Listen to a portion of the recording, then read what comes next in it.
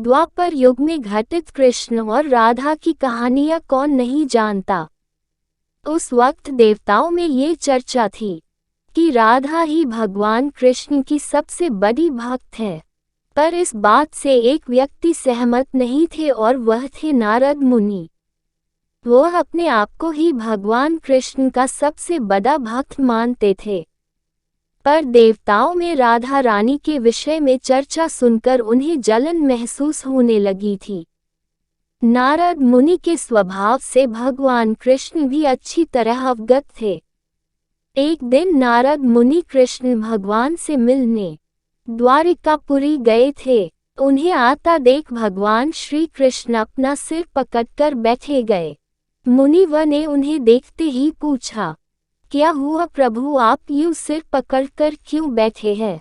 उस पर द्वारिकाधीश ने उत्तर दिया, मुनिवर आज हमें सिर में बहुत पीड़ा हो रही है।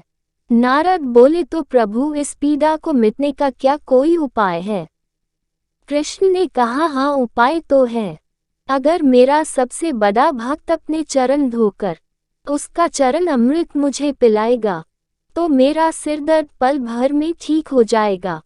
कृष्ण के मुख से यह उपाय सुनकर कुछ पल के लिए मुनिवर सोच में पड़ गए कि हूँ तो मैं ही सबसे बड़ा कृष्ण भक्त, लेकिन अगर मैं अपने पैर धोकर उसका चरण अमृत प्रभु को पिलाऊंगा तो मुझे नरक जाने जीत महापाप लगेगा। परंतु राधा को भी तो सब कृष्ण का बड़ा भक्त मानते हैं।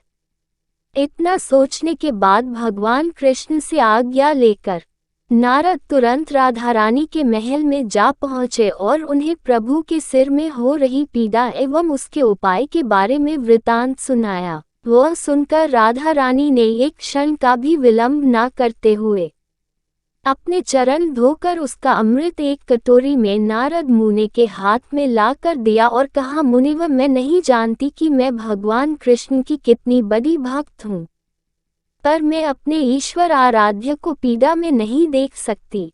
राधा के मुख से वह सच्चे भक्ति भाव के शब्द सुनकर नारद मुनि की आंखें खुल गई और वह समझ गए कि राधा रानी ही कृष्ण की सबसे बड़ी भक्त है और प्रभु श्री कृष्ण ने ये लीला मुझे समझाने के लिए रची थी।